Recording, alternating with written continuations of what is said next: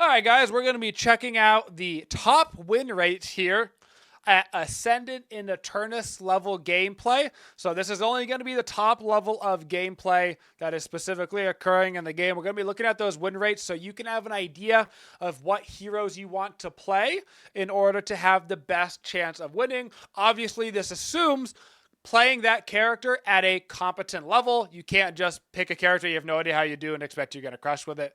But if you get good with those characters, you can expect these particular heroes to be doing good as you climb the ranks. And if you enjoyed this type of video, do let me know down in the comments on YouTube what other types of videos you would like to see covering statistics or helping people out, any of that kind of stuff. We've got all the regular gameplay videos. Those are going to continue. But if you're watching this right now live on stream, when this YouTube video comes out, let me know over in the comments over there. If you're watching it on YouTube, let me know down in the comments if you want like top 5 videos, that kind of stuff. If you want build videos, whatever would be helpful for you. The only thing is I will be doing hero guides eventually in Deadlock. I promise. I just don't want to do them when characters are still changing so drastically and items are changing so drastically. So we're going to wait until the game gets closer to some sort of open beta release in order to do that. And without further ado, hopefully this is the button that I press. This is the button that I press. Look at that, guys. How does he do it? So we are using the Deadlock Tracker website. Fantastic website, actually made by a Twitchy. So one of our viewers is basically the head honcho behind this website. Tons of really cool things that you can utilize. So Deadlock Tracker, if you ever need information about Deadlock, it seems to be kind of the go-to place for Deadlock information, and they're constantly working on new stuff there. So I do highly recommend it. But looking at these win rates, some of them we've known for a long time, pretty much instantly since this patch came out. Thank you, Christopher, for joining the members over on YouTube. Pretty much instantly after this patch came out, what did we say over and over again? We said, well, Wraith is the best character in the game, and Viper's probably number 2. Slightly incorrect there. Wraith is the number 1 character in the game, and Viper is number 3, but Abrams has actually moved his way up into number 2. Now, Abrams is interesting because, in fact, all of these characters are interesting. Wraith is the character that most seemingly can be played at this higher echelon level by the most amount of people. And part of that is actually shown by her 74% average pick rate. So she's got a 61.4% win rate at Ascendant Plus, but she's also got a 74% pick rate. This means that on average, even the regular players that are picking her, even if they're picking her up and she's new and they haven't played her a lot before, they're all still doing well with her. So Wraith right now, in my opinion, leaps and bounds the strongest character in the game. If you have a Wraith on your team, you're already halfway there to winning. And if you're playing the Wraith, I would not be surprised if individual, extremely good Wraith players have 70% win rates. I would not be surprised at all. Then you've got Abrams. Abrams has come into the meta as well as a couple of other characters through new punch items. So the punch items are very strong right now, and particularly I believe it's called Crushing Fists, which is a 6k upgrade for one of the punching items. The damage that you can do with that is disgusting. And if you build into sustain with Abrams as well, and you're kind of utilizing that siphon for sustain, and then you've got the life strike on the punch for sustain, you've got the ability to steal mid objectives with your ulti rigged up because that gives you the unstoppable, you've got the dash, you've got multiple forms of CC, you're very safe, you're very strong. But I do think that Abrams players, a little bit more than the Wraith players, struggle to just be played at all levels.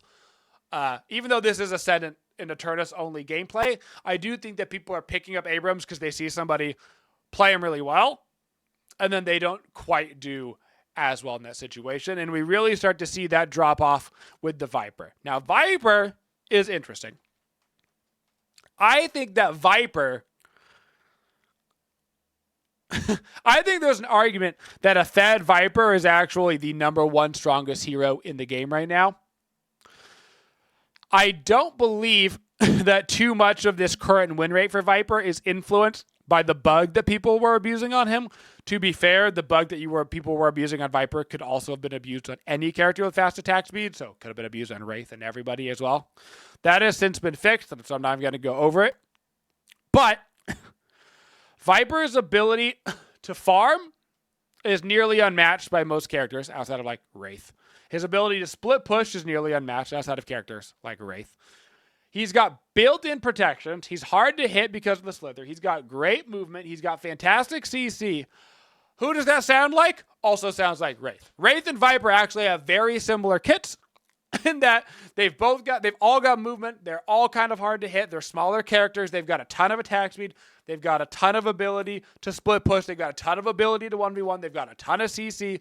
Those things all put into one kit, as it turns out, are really, really, really, really, really strong in basically any meta, but particularly with the new itemization right now that really lets you get off a disgusting amount of damage, especially on a character like Wraith and Viper who can go kind of hybrid. They don't have to go all bullet or all spirit. They can have that kind of in the middle Z's, which means if you even build one armor, they can kind of embrace the other sort of damage. Gives them a lot of flexibility. Now, the one that I'm actually excited to see in the top 5 win rates is Dynamo. And Dynamo went from having a really low win rate to a much, much higher win rate. Part of that, I think, is that Dynamo's laning phase has gotten way stronger with this patch. Dynamo had literally the worst statistical laning phase in Deadlock in the last patch, but now a good Dynamo can actually put on the pressure in the lane. He's not like the number 1 character in the lane because like Mirages and stuff exist, but his damage is actually applicable in the early stages of the game. He does not immediately get run over.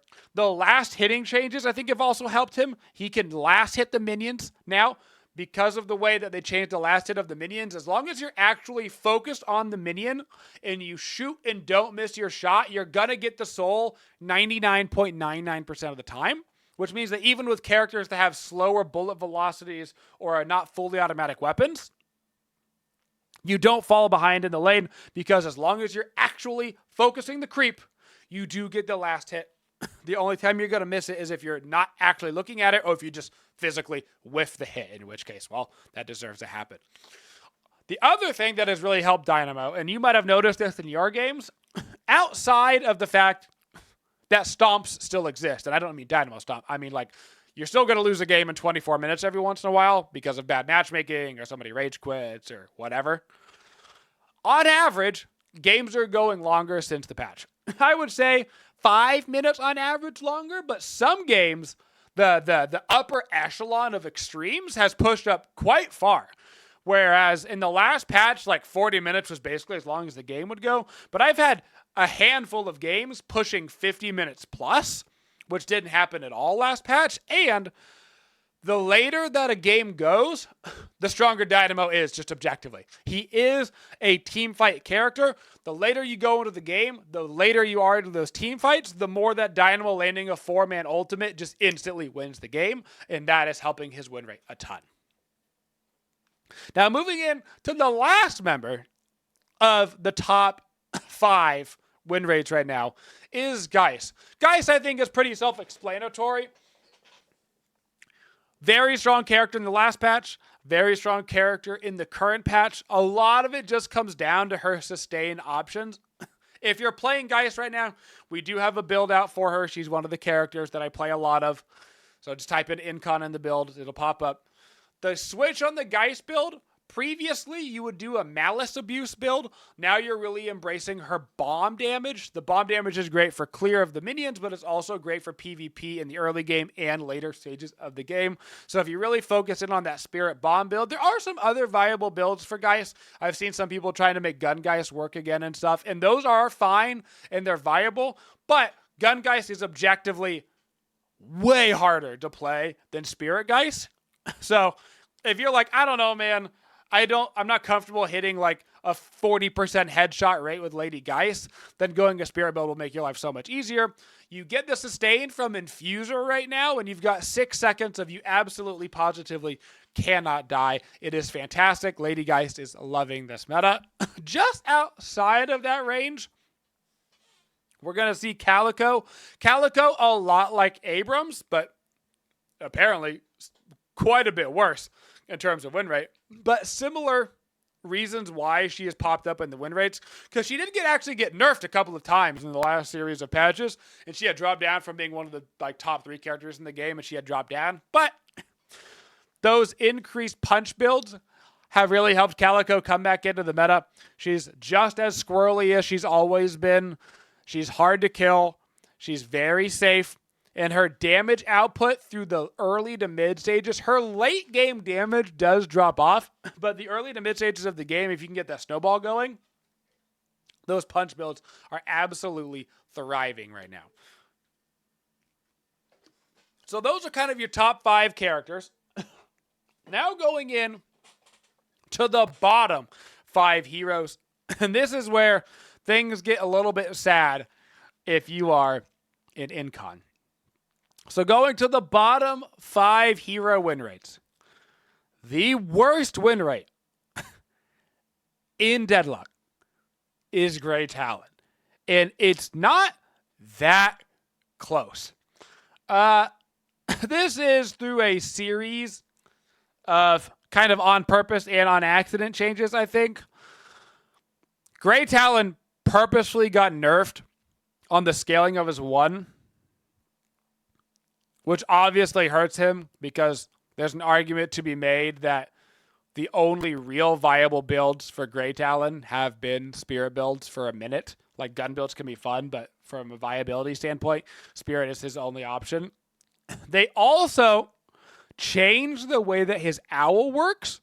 And if you haven't played Grey Talon since the patch, his owl is way harder to aim now, because instead of being zoomed out on the owl, they really zoomed you in like closer to almost even first person. It's really zoomed in, which means it's way harder to get a picture of your surroundings and know where you are in terms of the map. So it makes it way harder to aim as owl. And on top of that, the itemization changes did not particularly benefit Grey Talon. Grey Talon really likes those big, hard-hitting spirit items. And the items that are really putting in work right now are things like Mercurial, which is attack speed focus, which is like Wraith loves it and Seven loves it, and that's fantastic.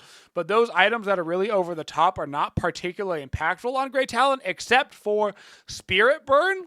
But Spirit Burn, you can't really get into the later stages of the game if you want to proc it pretty frequently. It's not like you can just grab one at the 15-minute marker, because then you're going to have to hit like 3 arrows in a row in order to make it pop off.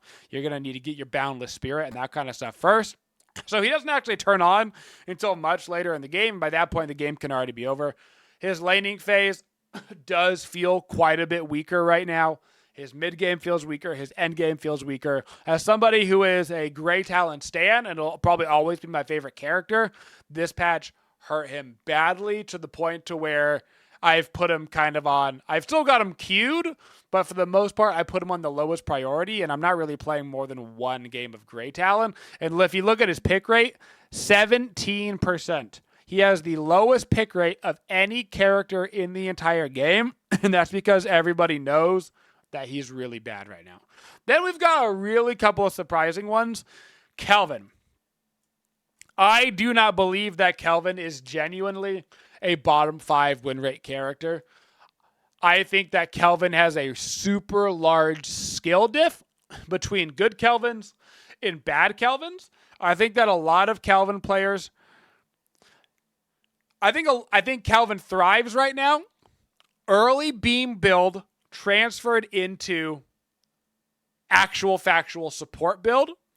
Abuse the early, first 10 minutes of the game beam damage. Really abuse the lane. Get your lane partner ahead. Get yourself ahead. Take down a guardian, right? Start rotating. And then really make sure you're going into the healing items, the sustain items, the ability to keep your team alive. A Kelvin on your team playing support is immensely helpful. But I think a lot of people want to go full damage Kelvin. And full damage Kelvin, while can work, and the reason that it does work if you want to run it, by the way, I hate that I'm doing this myself. Beam build, grab yourself a decay, and then get yourself the spirit vulnerability in order to, the decay will proc it. So then it keeps lowering their spirit vulnerability over and over again with the decay. I actually got hit by a Kelvin who, I mean, to be fair, you could do this on any character, but I actually got hit by a Kelvin as decay for 2,000 damage at one point. One decay. He hit me with the decay and he walked away, and I took 2,000 of 3,000 HP. So that wasn't particularly fun. So watch out for that. But you can do that on any character. And in fact, the character who could do that better is literally Shiv. Then we've got Viscous. I think that Viscous and Kelvin, very similar spot right now. I think that Viscous is a fantastic support character. His cube just is one of the best abilities in the game from a support perspective. His ultimate is very annoying for CC locking teams, but I do think that Viscous and Kelvin suffer from the same kind of problem, which is they're both supporty characters when they're at their best. And supporty characters always have a harder time in ranked, even though, it's casuals and ranked right now. They just always have a harder time in that, because at the end of the day in a MOBA, if you don't have anybody on your team doing damage, you're never going to win the game. You're just not going to. If nobody on your team is doing any damage, you're not going to win. And that's why a character like Wraith is always going to be higher than a Viscous, and a Viper is always going to be higher than a Kelvin. Even in metas where Kelvin and Viscous are objectively better characters and you see them like getting banned in competitive, Wraith and Viper are almost always going to have higher win rates than them, unless those characters get nerfed into the floor, because playing a carry just is better for your rank than playing a support in general. Now, next up, we see Shiv. Shiv is at the bottom for a different reason. And even though Shiv has a 41.1% win rate right now at Ascendant Plus, I actually think that this is a good place for him to be in. And I actually do think that he's balanced right now. Shiv is a character that's kind of all or nothing. If you're having a bad game on Shiv, you're giving absolutely nothing to the team. You might as well be down a player. If you're ahead on Shiv, you're basically an unstoppable force that does a disgusting amount of damage by landing one dagger plus decay. One dagger plus decay is going to be about 70% of a squishy's HP, which means as long as you're getting your itemization online to Shiv, all you need to do is land one dagger, press the decay button that can't miss, and then wait 7 seconds and then land your execute. During that time, you're not going to take any damage because you can just defer 30% of it. Very strong character in the right hands. When you see a good Shiv player, when that particular player gets fed, that game is over on Shiv. No reason to buff Shiv, even though his win rate is low. Same thing with Holiday. Holiday is another character in that even though she's in the bottom 5 win rates, absolutely does not need a buff. Holiday is a little bit different than Shiv, I think, for the reason why she's down here. I do think that Holiday is genuinely a difficult character to play. I think that knowing how to utilize her bounce pads to maximum efficiency, knowing how to use multiple knockups in a row with her barrels in order to get maximum CC duration, knowing how to get the lasso is actually not a free ability to land. You have to actually aim it. And then, of course, her 3 proccing off of headshots, you have to land headshots. Everything about her kit is fairly high skill base. So even at the Ascendant to Eternus level, you've got to factor in that these win rates are including people that are just picking Holiday. Because casuals and ranked right now are the same thing, even high-level ranked players are still going to try new characters, even though they're high-level ranked. And so if you go in to play a Holiday game, even though you're a very good player at, 7 other characters, chances are you're probably not going to have a very good game, and you're going to get wrecked, and you're going to need time to learn that character, and you're going to need to lose 9 times in a row until you go, I get it now, and then you can start your win streak, right? So that is going to affect those characters' win rates. So even though she is in the bottom 5, I see no reason to buff a character like Holiday. Then everybody else in the middle, just looking at the rest of the win rates, Infernus and Bebop at 50%. Bebop is super interesting, and so is Vindicta. So I'm not going to do this for every character, but particularly with Bebop and Vindicta. If we look at their average win rate, 50% and 49.2, okay? But if we go from Ascendant Eternus to all modes win rate, so this is going from just the highest level of gameplay, right? Now this is everything. Top level, Wraith and Viper still in there. Dynamo still in there. Abrams still up here. Guy still up here. You just see a couple of other characters start to work their way in, like 7.